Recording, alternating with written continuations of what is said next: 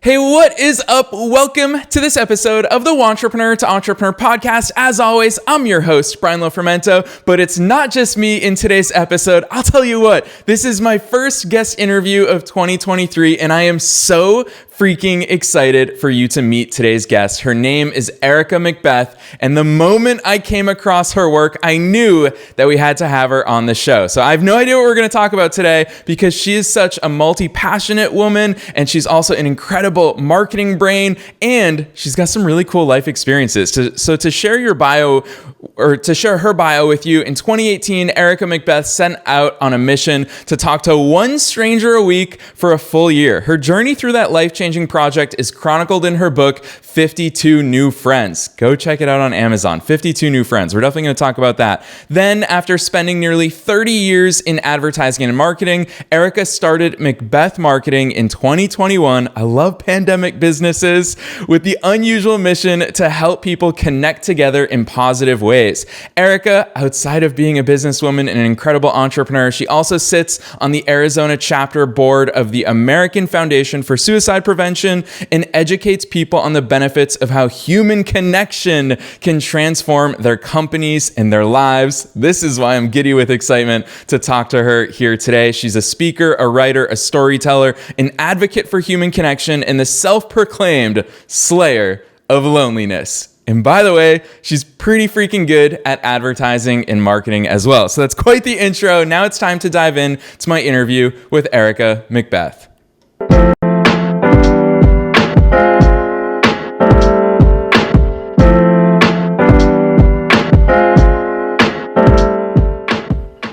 Erica, you heard the bio, but let me officially welcome you to the Wantrepreneur to Entrepreneur podcast. Thank you so much for having me. I'm so honored that you actually sought me out. And I'm just interested to see what kind of conversation are we going to get into today? Heck yeah. Well, you said it right before we hit record. You love conversations. I love conversations. That's why a big part of me is just like, one, I don't know how long this is going to go. And two, who knows what we're going to excitedly end up talking about. But I have a feeling that I know it all comes down to humans and the humanity of life and business and marketing and all the things. So I do want to start there, Erica. I want to talk about what the heck, 52 New Friends. How did that even come about? So back in, first of all, 2017 was a rotten year for me. It was terrible. And so by the end of 2017, I was actually looking to change my life in some way. I just didn't know exactly how I wanted to do it. And it was by pure coincidence that I ended up at a suicide prevention walk in downtown Phoenix, where I live. And I was really taken aback because I went with my friend Katie, whose brother had died by suicide the year before. And I went really in the hopes that I could connect a little bit better with her. Because to be honest with you, I've suffered from depression my entire life. And I was really going through a lot of depression in 2017 in a way nobody knew except for me. And so I was really looking to bring new connections in my life. And that's why I had reached out to Katie. She said, come to this walk with me. Well, when I got there, there were 2,000 people at this walk. And I don't know whether you've ever been in the middle of 2,000 people, but I started looking around and going, I had no idea that suicide was this big of a problem. I had no idea. And it really hit me at that walk that most of the people there, they knew somebody that had left this world because they were sad and lonely and depressed, kind of like I had been throughout much of 2017. So it was at that walk that I decided that I wanted to do something about this problem, because it occurred to me, if there were that many lonely people in the world, why weren't we just talking to one another? Because that would beat everybody's loneliness, right? And so I went back home, I started thinking about it, and I put out this goal. I was like, everybody does a New Year's resolution, right? So my goal in 2018 was to meet one new person a week for a full year and to sit down and have a conversation with them. And I thought it was going to be really hard, and I was really nervous on whether I could even do it. And what I found was it was really easy. And the reason it was really easy was the fact that we are so starved for human connection as human beings. I had no idea, but if you Google loneliness in America, it's something like a third of all Americans feel like they are severely lonely. And the way to cure loneliness is by talking to people. So that's just what I started doing. Yeah, I love that. And as a big time extrovert, Erica, this speaks so much to me because this is what I love to do. I get in so many random conversations literally every single day, from grocery stores to coffee shops, even in traffic. And it reminds me, your story reminds me of a few months ago. I was on a day trip, just at a little touristy town here in Florida with one of my friends. And he said to me, he's like, dude, how do you always end up in random conversations? What's your opener? What's your pickup line, if you will? And I said to him, I was like, actually, because humans are craving for this connection, you don't even need a pickup line. You can literally say anything and people will want to talk to you. And he said, okay, say something to that random. It was just like an 80-year-old man that was walking past. And totally randomly, because we walked past a bakery, I said to this man, hey, have you eaten any baklava today? And just to be funny, to show my friend, and immediately that guy and I, we joked about that and started getting into a conversation. So you're preaching to the choir here, Erica, but I want you to share more for our visitors. Who the heck were these strangers? How did you initiate those conversations? What did you even talk about? Well, like you just talked about a couple of things that I'm like, oh, I can just go all over this. Before I even get to the question, first of all, most people that are going to be listening to this, they're going to go, oh, I'm an introvert, so I can't do this. I have come to the conclusion, I don't think that there are extroverts or introverts any longer. I don't think that there ever were, but we place so much emphasis on being an extrovert or an introvert. It really doesn't matter which you are. You have to know if you're an introvert because you need more time alone to really kind of assess things and to feel out yourself as a person. But extroverts, they are not the bee's knees, because a lot of extroverts hide within a group of people so they never have to take a look at themselves. So I don't care whether you're an introvert, I don't care whether you're an extrovert, you can do this. And I'm going to give you some opening lines in case people are just wondering. If you're ever in a room and you don't know anybody, to start a conversation, I always say, all you have to do is you ask a question that anybody could answer and allow them to answer the question. You listen, and then ask another question based on what they just told you. And some of my easiest opening lines are things anybody could answer, like, where are you from? What do you do for a living? Tell me about your family. Everybody has an answer for those questions. So just ask a question and you will be shocked at what people will actually tell you.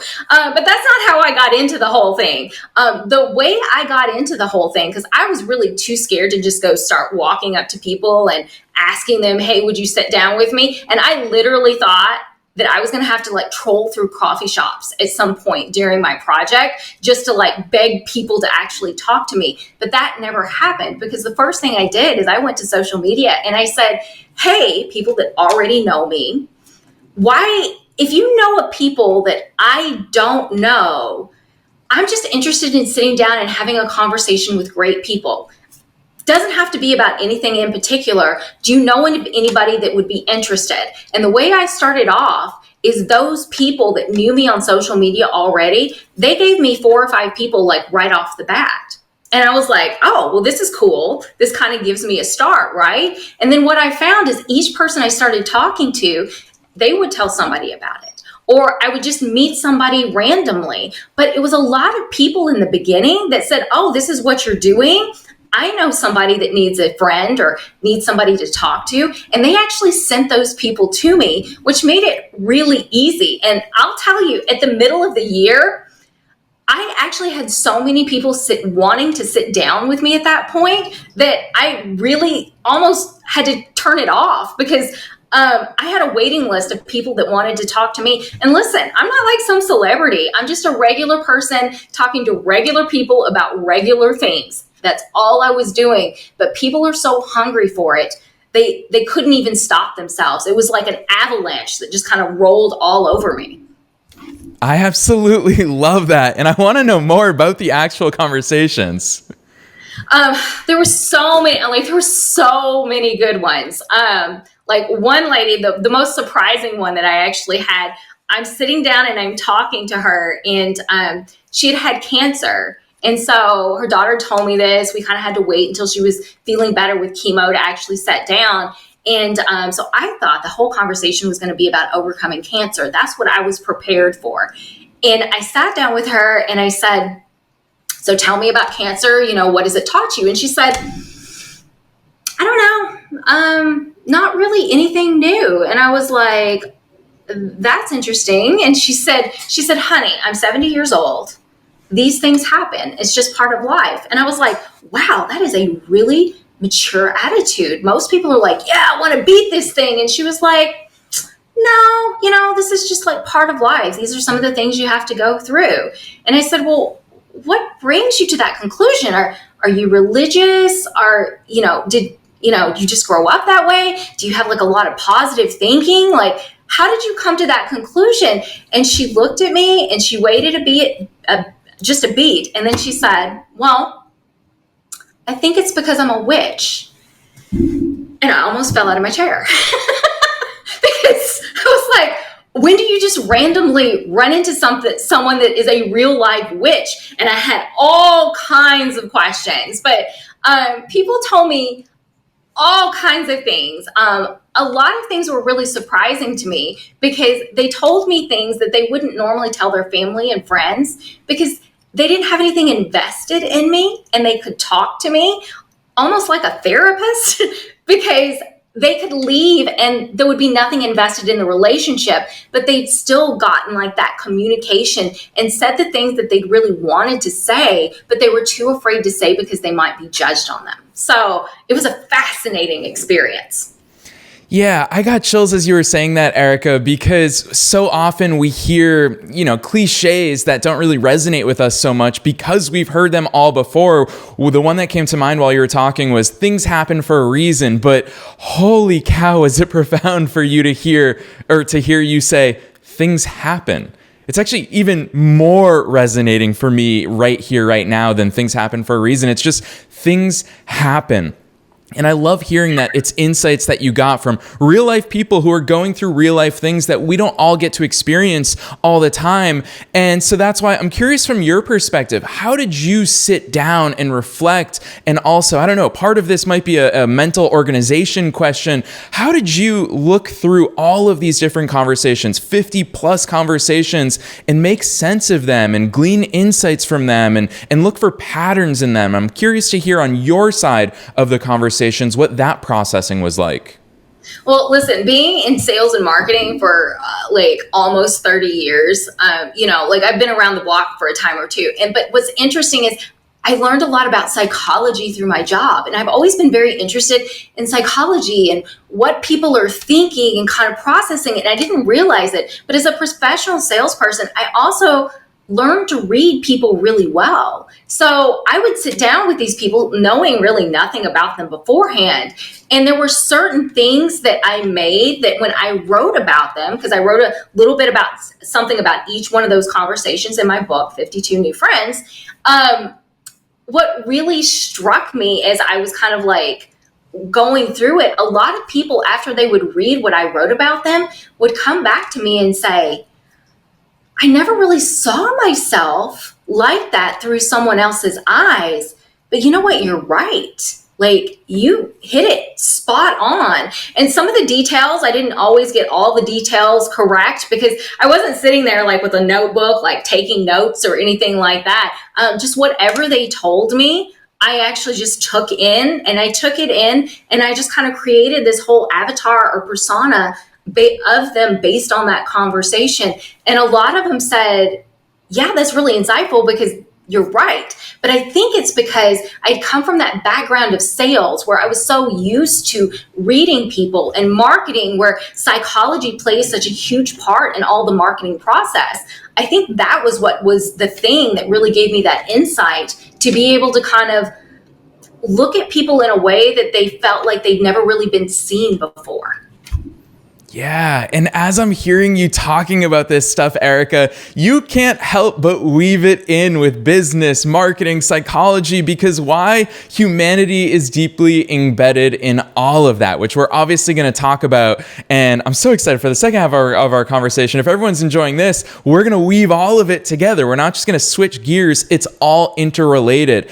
And on that note, Erica, It's fun to hear how you went through this journey. And at the beginning, you weren't sure how many people you'd get. And at the end, you had too many people. You couldn't even manage it.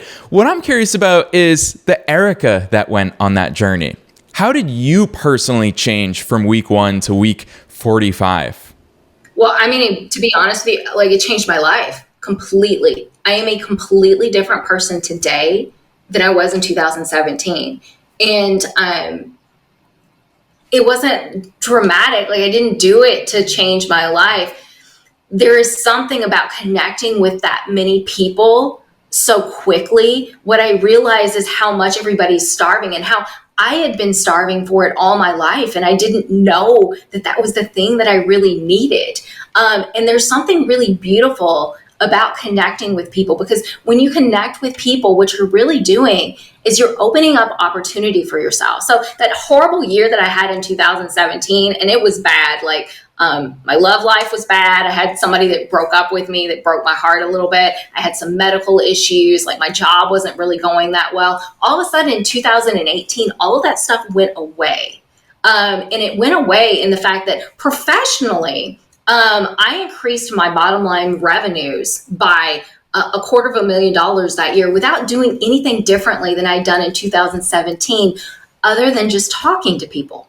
And it's because when you connect with people, there's a special bond that actually changes you from within. You don't even realize that it's happening. And a lot of people don't know that that's happening because we're also starved for it, but we don't get that much human interaction so quickly where you're honestly and authentically actually connecting with other human beings. When you're connecting with other human beings in that way, all of a sudden this synergy starts to happen and things start to move and change in ways that you never expected. And it's so hard for me to even describe even today, but I believe that if I hadn't done this project, I would not have my own business. I would not think the way I think about marketing now. I wouldn't have any of that. But it's because this little project of simply talking to one person at a time, it completely changed me as a human being. Yeah, so for all of you entrepreneurs and entrepreneurs listening to Erica's answer just there, there's so much entrepreneurial and business wisdom inside of what she just said. And you see that it comes not from thinking like a marketer, not from thinking like a business person, but from thinking like a human and looking for that connection. It's something I always remind myself of is that if I'm sitting behind my computer and I'm not talking to a single person that day, chances are I'm missing the opportunities. Chances are I'm missing out on new perspectives, new learnings, or just chances to serve people. So I don't think that any of our businesses were meant to be solo. Erica, it's funny, you and I both work for ourselves, but we're very rarely by ourselves because we're interacting with and serving other people, which leads us to, people always ask me about the research that I do on my guests and how we have awesome conversations on here. And obviously I do a lot of research on my own, but also guests provide me with a lot of those insights over email and over our onboarding form. Erica, I love one thing in particular that you wrote in your sheet as I was prepping for this interview. You wrote, "Business cannot exist without humanity. We work with human beings. We sell to human beings. So the more you acknowledge humanity in business and find ways to work in the flow of that humanity, the more successful you will become." In a world, Erica, where people talk about B2B sales, business to business sales, and all these other things, you're bringing it back to the humanity. I want to hear you talk more about that. Well, because think about it, like the one part of marketing that everybody wants more of, that nobody talks about creating, is word of mouth. Because everybody knows that that is the best form of marketing that you could possibly have. And nobody knows how to create it. And I was just talking to someone yesterday about this. And I said, all of what we do and we put together in terms of marketing for someone's business, it's like a wheel with like lots of different spokes that shoot out of it, right? Like you can have like your traditional media reel, like maybe it's billboards or radio or TV, but then you get your digital, like streaming, you get programmatic, you get geofencing, you have your social media wheel, you have search, like you have all of these wheels, direct mail, you can even do event marketing, you can do like promotional items, all of those things that you do help to create this whole marketing wheel. And if you can create that wheel in a way that all of those items kind of like fall in and start to strengthen the other items in the wheel, then it starts to really like strengthen part of that human connection and the authenticity that we have. Like authenticity, everybody's talking about authenticity on social media. And what does that actually mean? That's human connection, because people want to connect with you. Because what we haven't acknowledged in business is you think if you have 500 contacts, woo, that's the bee's knees. 500 leads, that's fantastic. But here's what I noticed in sales. I could get a list of 5, and I would actually get on an appointment with probably 2 or 3 out of the 5. But if you gave me a list of 100, I wouldn't get on an appointment with any of them. And it's because I wasn't looking at that 100 like they're actual human beings anymore. I just started looking to them like numbers. And if you're just looking at your customers like they are just numbers, then you're not going to connect with them on the human level that they really want to be connected with. People are talking now about Gen Z, and they're talking about how Gen Z really wants to connect with brands that they feel something for and they have a connection with. And that's because Gen Z is the most starved generation for human connection. So that when they feel like that there is a company that connects with them and their humanity, yeah, they're all about it, and they don't understand why. But it's all human connection.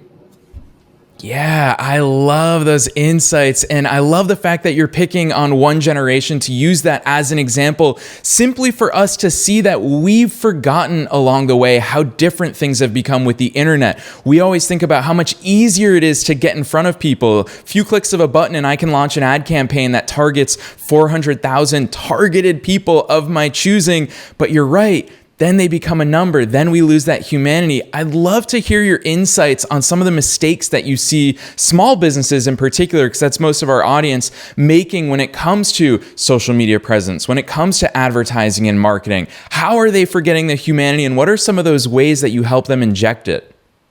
Well, first of all, customer service, like just paying attention to your customers and giving them what they want, because we've all heard this thing where people go, I hate people. Gosh, somebody else that's just like asking for something. And look, as business owners, we get really inundated with a lot of different things going on. I do it too. Like I have so many people some days that are coming at me that I'm like, hold up. And it's really easy to get in that thing of start looking at those people's like they're numbers, but they're just people.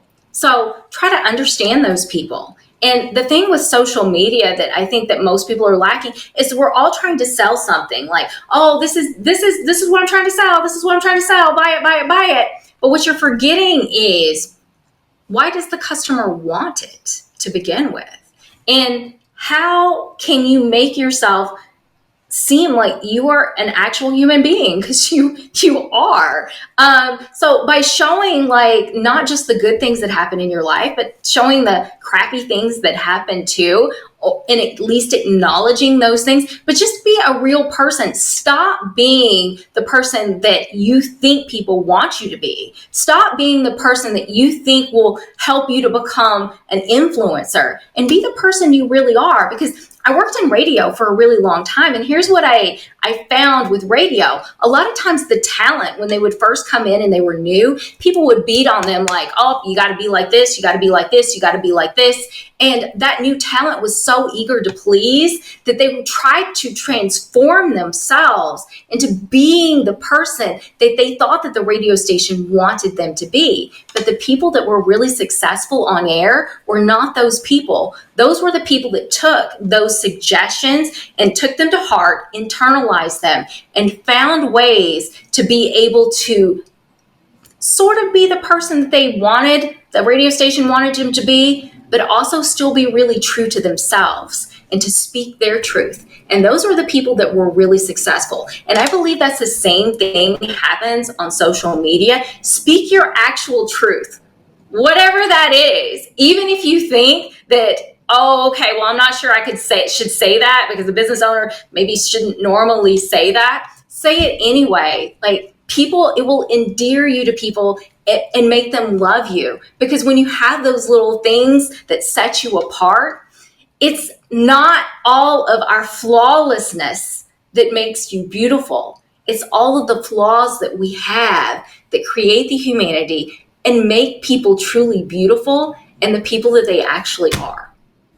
Yeah, so much great advice in there. And I encourage all of you listeners, go back and listen to that last answer from Erica, because that right there those are the keys to marketing that so many people miss. We're so obsessed in today's day and age of thinking about the best copywriting formula, the best, platform or vehicle that we should do it on, or Facebook ads or Google ads or all these other things. Maybe we should have a YouTube channel, but you see every single time we start talking about marketing, Erica comes back to two people. One, you, the entrepreneur, and being your most authentic self. And very importantly, two, the people that you're aiming to serve. She makes those marketing decisions based on those two people. That is what I call a customer-centric business. So Erica, I love that approach.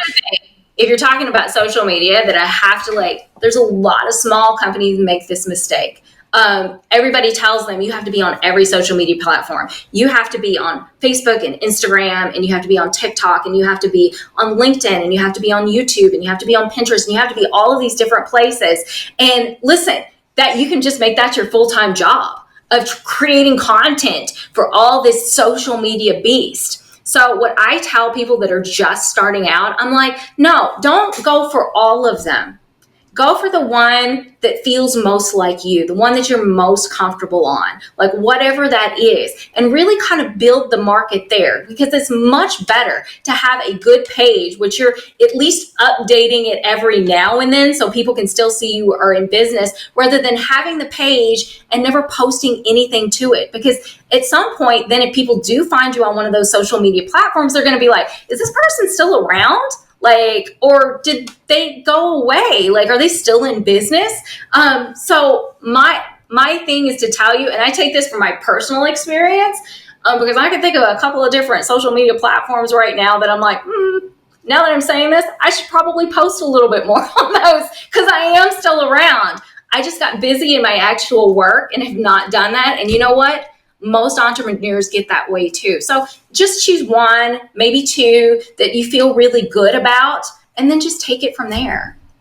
Boom. For all of you listeners, if you've been looking for permission to stop posting on Facebook because you hate it, Erica's telling you, don't do it. If you hate it, it's a really good sign that it's not aligned with you and your personality and the way that you want to be doing business. So I love that advice. Erica, you've brought up sales a few times during our conversation here today. And I like to think of you as a marketer, but it's so fun because sales goes hand in hand with marketing. So I do want to go a little into depth there, because I know that one of your beliefs when it comes to sales, it's right in line with my favorite TED Talk ever by Simon Sinek. He talks about start with why and the power of emotions in sales. And I know that you share that. You talk about all buying decisions are emotional and all people want to feel important. Talk to us about sales, because it's such a scary topic that I think we all avoid in entrepreneurship.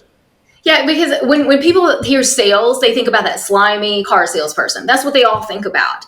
In fact, my mother actually once told me, she said, I cannot believe that you were doing this work because I didn't think you were that kind of person. And I was like, what? What are you talking about? And it's because she had always perceived salespeople as being really slimy. But here's the thing. This is all sales really is. It is trying to figure out what the person you want to sell to wants, and then figuring out how to get it to them.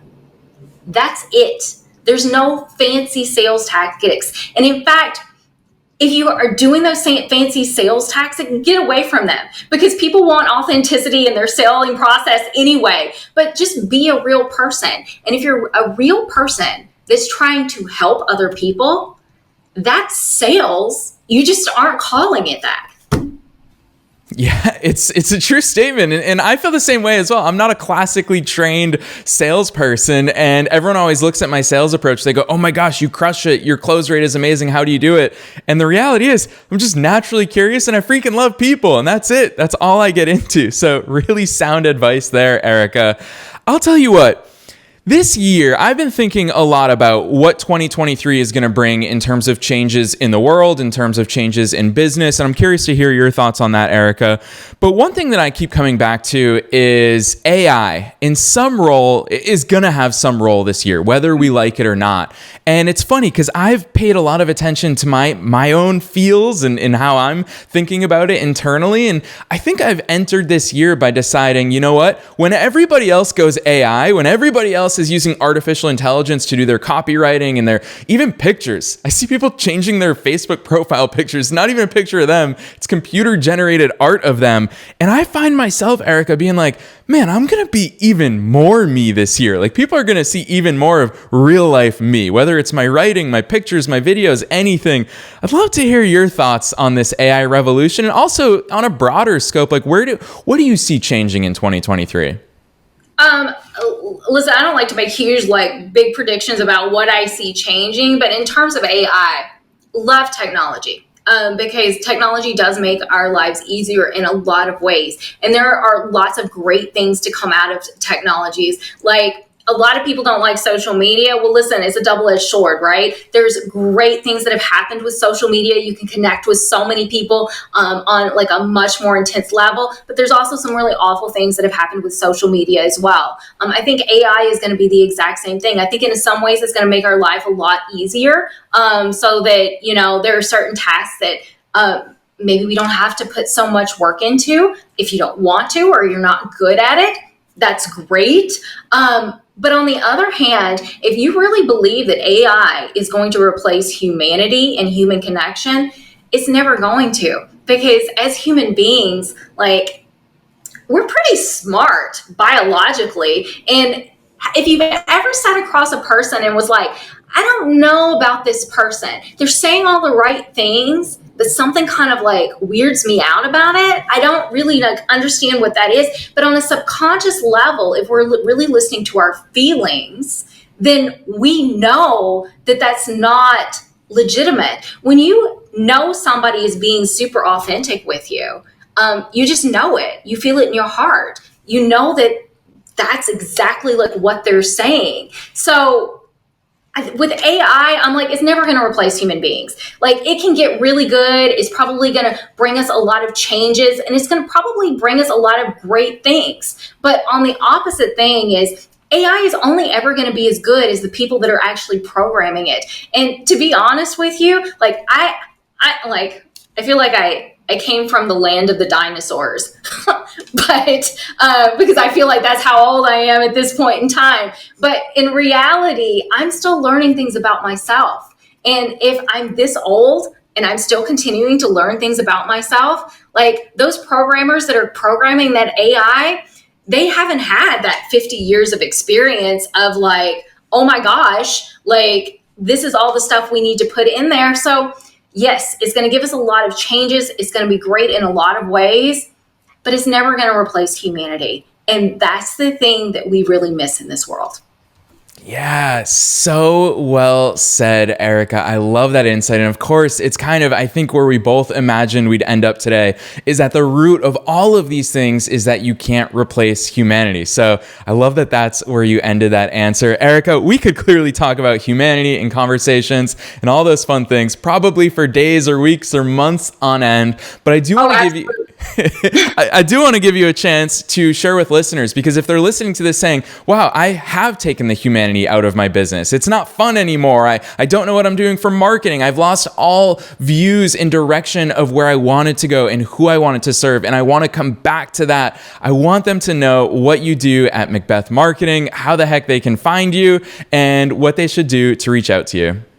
So the reason I started McBeth Marketing is for 30 years I've been looking around because I would be employed by a company that only allowed me to do this much in the marketing arena. And of course I knew a lot more, but this is what they did. So this is kind of where my focus had to be. But I would always run into these little small businesses and they would latch onto me because they desperately needed somebody to help them and to kind of guide them in their marketing decisions because they were just clueless on the whole process. And I always kept saying, somebody needs to help these people.